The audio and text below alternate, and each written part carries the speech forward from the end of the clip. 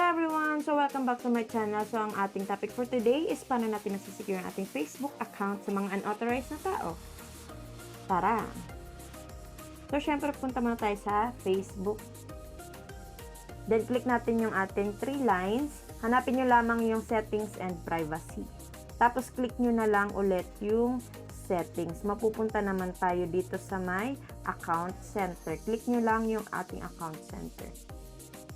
So, sa account center natin makikita yung mga information na hinahanap natin. Kasi nag-notify, ay nag-email sa akin si Facebook na merong unauthorized na tao na nag-login na naman ng ating account. So, kung paano ko siya na-remove, so, ayan, sundan nyo lamang yung gagawin ko. So, first, punta kayo dito sa login. Dito sa may, ayan, login and recovery. Then, makikita nyo sa baba where you log in. So, ayan, dyan po nakita or dyan natin masiset or mariremove yung mga unauthorized na device. So, dito sa main account natin, pag click nyo nyan, makikita nyo dito sa taas na meron lang akong isang authorized na device. So, yung rest is mga unauthorized. Dyan nyo na rin siya ila-log out.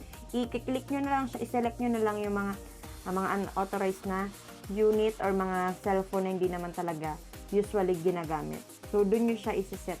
Tapos, iset nyo na rin yung mga password nyo. Palitan nyo na rin yan kasi once na hindi nyo pa siya napalitan, syempre may possibility pa rin na ma-open. So, eto pala yung payo ko sa inyo guys na isync nyo yung inyong email na katulad nun, nag-email si Facebook sa akin na meron na naman nag-open ng aking account. So, kahit pa paano na notify ako ni Facebook. So, sana nakatulong. Thank you!